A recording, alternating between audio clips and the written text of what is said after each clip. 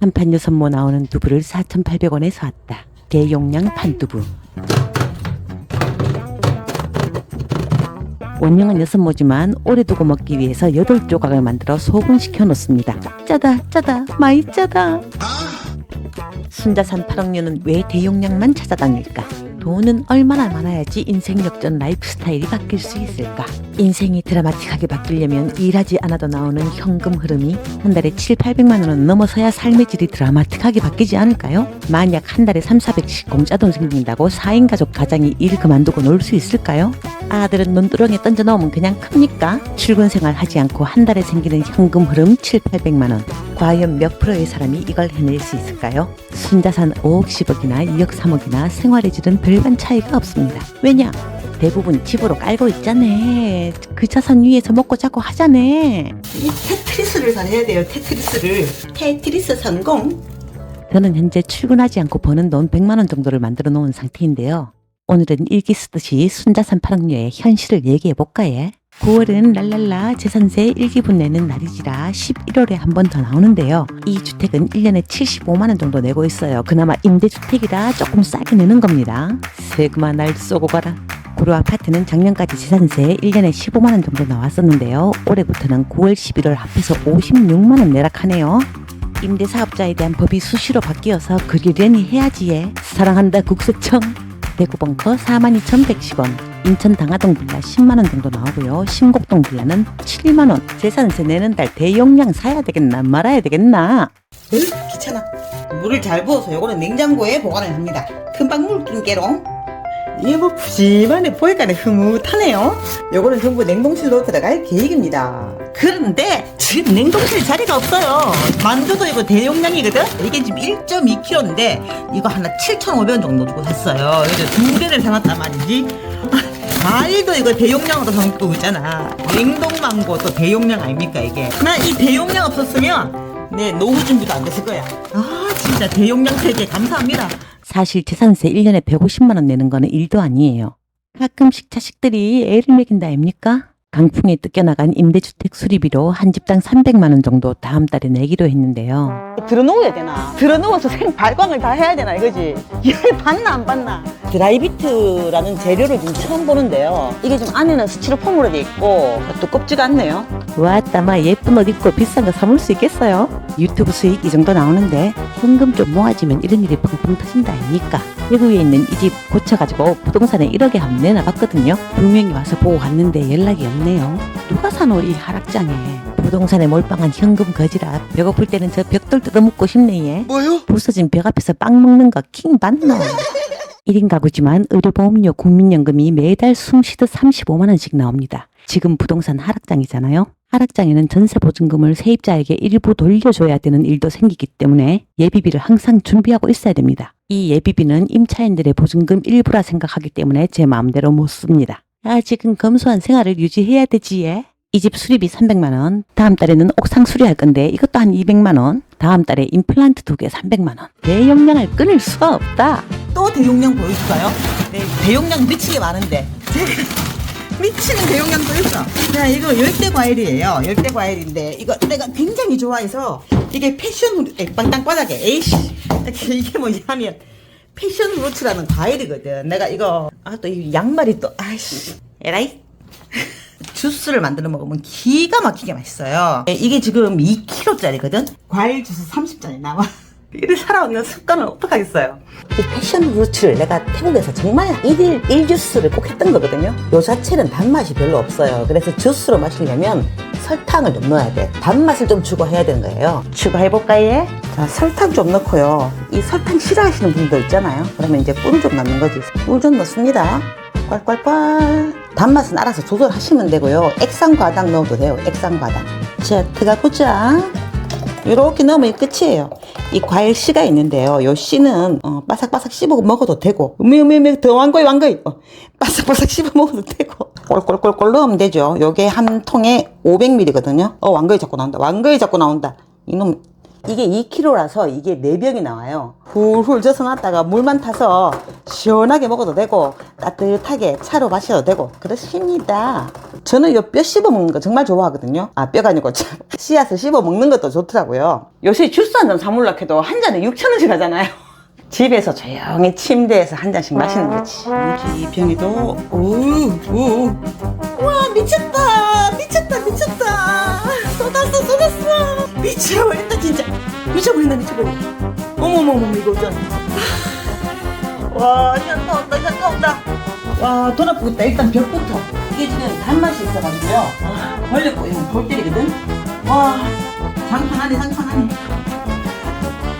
여기부터 먼저 닦아야 된다. 돈 아프겠다 진짜. 이건 제가 따로 닦을게요. 얘를 좀 말려야지. 미치겠다 진짜. 연타 시계 오네. 이 뚜껑을 딱딱 닫아놓고 있어야 되는데 다행히 장판이라서 다행히. 그래도 이 닦아내는 쾌감이 있죠?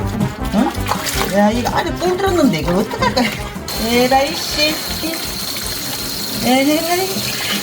냉장고 안에 잘 담겨 있지에. 진짜 새콤달콤. 이 과일 자체가 당도가 높아서 진짜 맛있어요. 애들한테 태워줘도 정말 잘 먹을 거예요. 짜자잔! 이것도 통 큰 만두입니다. 3kg짜리 만두인데 이게 14,500원인가 그렇게 좋고 샀거든요. 뭐요? 심지어 고기가 들었어. 돼지고기. 자, 이 만두 한번 구워보시다. 지금 배고파 죽겠어요. 이 대용량 만두들의 맛은 어떨까 궁금하지? 맛있더라고요. 이건 나는 진짜 착실히 먹었거든. 요거는 당면 만두, 야채 만두고요. 길쭉이, 얘들은 안에 돼지고기가 든 만두예요. 구워보자고요. 와, 다시 봐도 우람하네. 3kg 다시 봐도 우람하죠. 14,500원. 맨날 이런 싸구려 음식이나 소개한다고 욕하시는 분도 있지만 사람마다 다 주머니 사정이 다르니까요. 일단 기름 좀 두르고요. 궁금타 대용량 만두. 저는 만두 구울 때 약한 불에 굽거든요. 그리고 물을 조금 타요. 요렇게 물을 좀 타고 뚜껑을 덮어 놓으면 찌는 효과가 있어서 딱딱하게 굽히는 일이 없더라고요. 안에 연기도 이렇게 나면서 만두가 슬 쪄지면서 부드럽게 익게 되더라고. 만두 구울 때는 꼭 이렇게 합니다. 구이 반, 찜 반 이렇게 되는 거죠. 얘들이 뭔가 촉촉하게 이렇게 구워지죠. 이 상태에서 물을 한 번 더 붓고요. 다시 뚜껑을 이렇게 덮어 놓는 거지. 촉촉하게 익어요. 야들이 막 맛있게 막. 그런데 지금 이 만두가 있잖아요. 속이 꽉 차고 너무 이거 알차지 않아요? 오체 분실을 해가지고 내가 내부를 보여드릴게요. 빵빵해, 빵빵빵빵. 여기 당면 만두인데요. 호구. 아, 겁나 맛있다. 이게 후추가 살짝 들었는지 후추 맛이 좀 나서 살짝 매콤한 게도 있고 당근하고 야채 조금 들었죠. 진짜 맛있어요 이거. 당면 실화주? 한장 이게 단무지나 뭐 이렇게 무말랭이 같은 거 있으면 될 것 같아. 아, 진짜 무는 정말 열일한다. 무는 진짜 열일해요. 고기만두 한번 잘라볼게요. 안에 속이 요렇게 들었어요. 착실하게 들었지? 가격이 저렴하니까 떡볶이 먹을 때 라면 먹을 때 막 집어넣거든요. 안 아끼고 먹는 거지. 단무지 하나 넣고. 사실 이번에 처음 산 게 아니라 몇 번 떨어지면 사 먹고 있거든요. 만두 좋아해가지고. 고기 싫어하시는 분들은 이렇게 당면 야채 만두. 이거 막 티난다. 가슴이 터져요. 오늘도 맛있게 한 끼. 저는 뭘 이렇게 많이 차려놓고 먹는 걸 별로 좋아하지 않아가지고 또 혼자 또 식사를 합니다. 요새 물가가 너무 비싸가지고요. 내가 깜짝 놀랐어요. 얼마 전에 배추 한 통에 2만 원 하대요. 비쌀 때는 안 사 먹는다. 안 먹으면 돼. 까짓 거 뭐. 배추 비싸면 단무지 먹으면 되지. 시장 가서 뭐 이게 사기도 겁날 때 틈새로 또 이런 것도 사서 집에서 쓰면 얼마나 좋아요.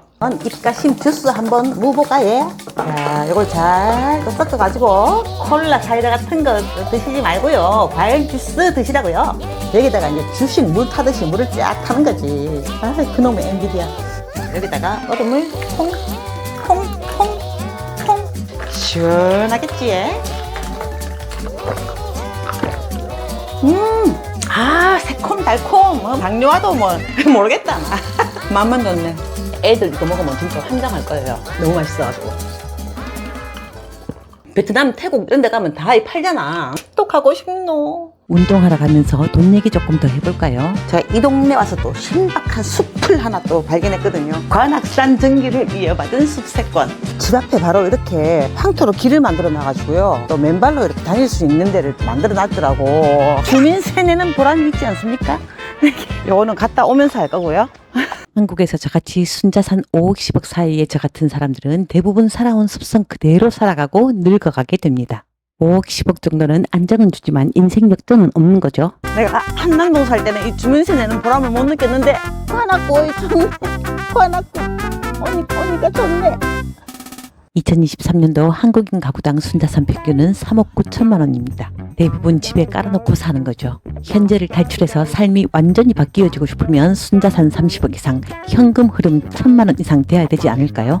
순자산 3, 40억이 넘어가면 은행과 국가와 세금과 그 큰 자산에 붙어있는 인간관계들, 예를 들면 직원이나 임차인들, 동업자들 등등. 저는 이런 많은 관계와 이해들을 소화하면서 살아나갈 자신이 없어서 멈추었습니다. 내 꼬라지를 안 거죠.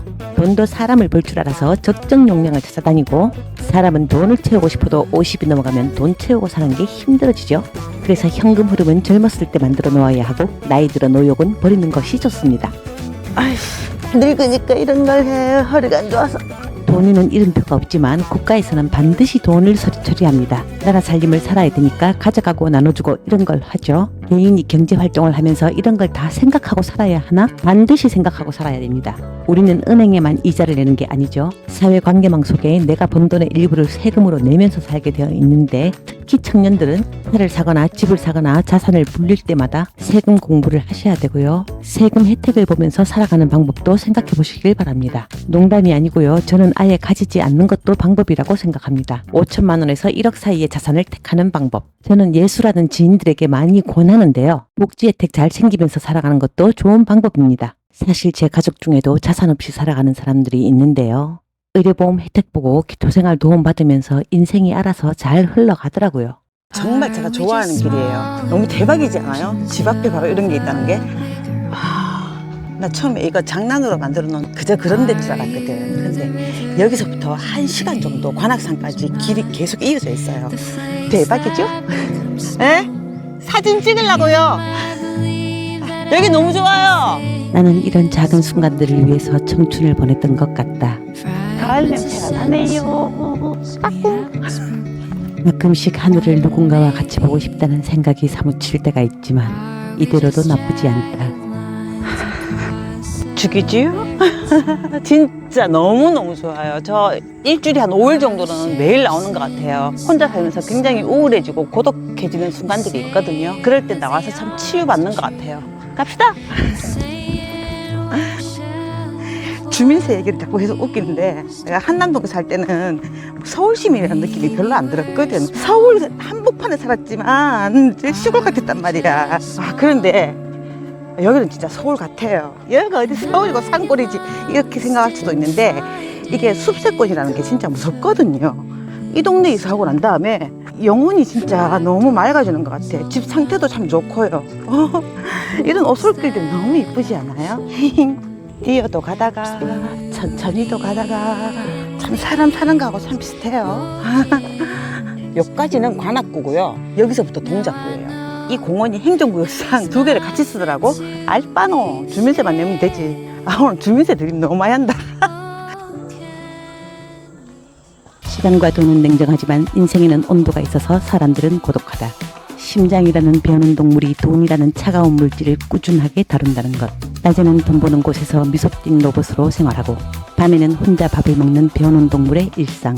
돈만 있으면 다 될 것 같지만 이런 강철 심장을 얼마나 지속할 수 있을까? 그래서 현금 흐름은 젊었을 때 만들어 놓고 나이 들면 노력을 버리고 행복해져야 됩니다. 너무 좋아서요.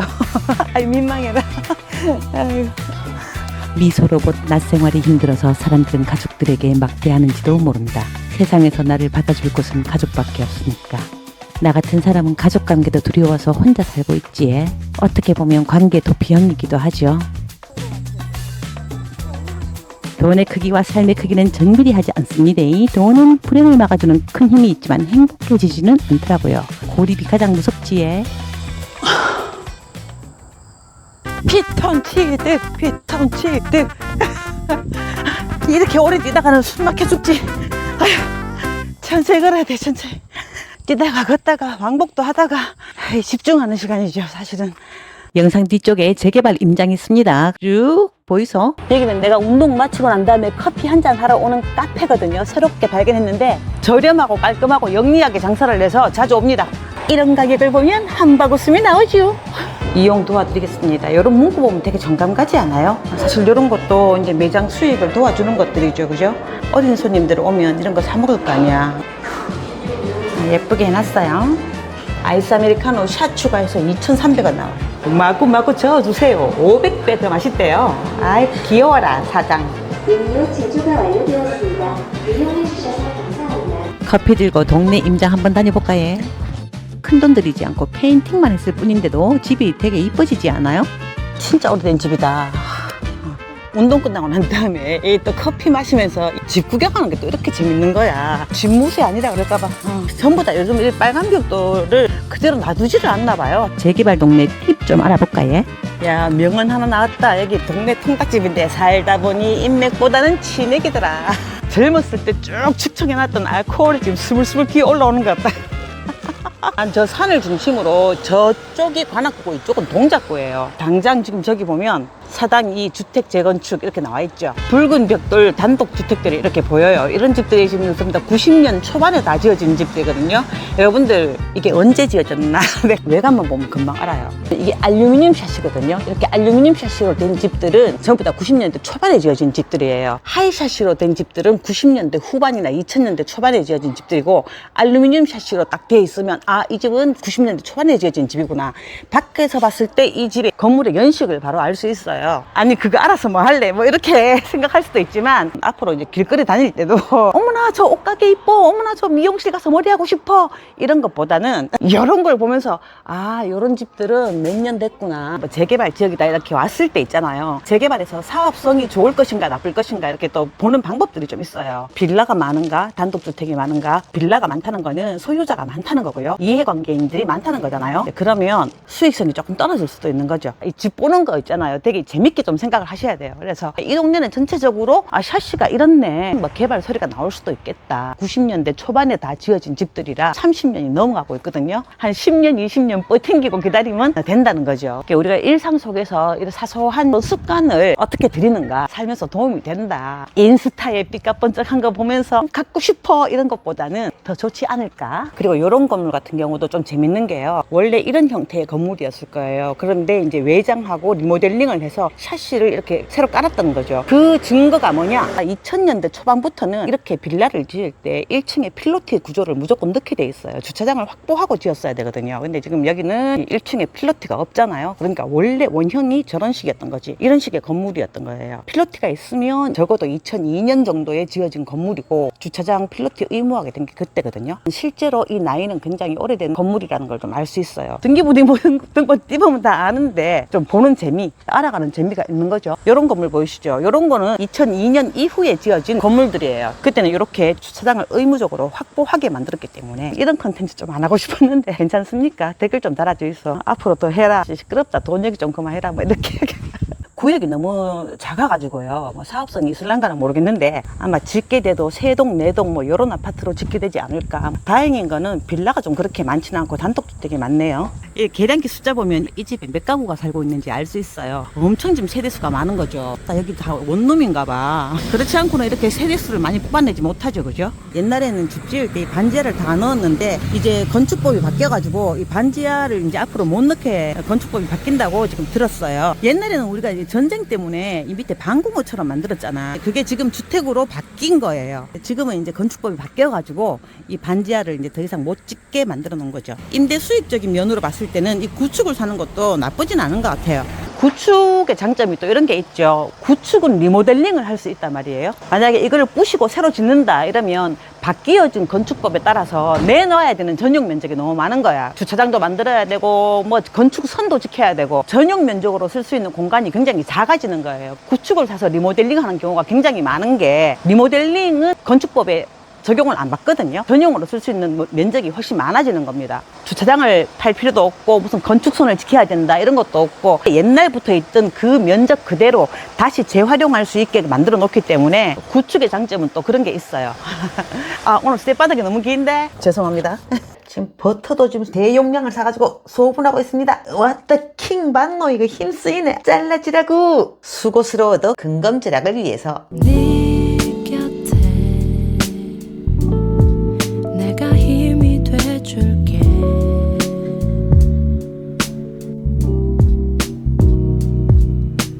작은 해 보게도 웃을 수 있게. 네 앞에 선 어린 아이지만 조카님들 피스.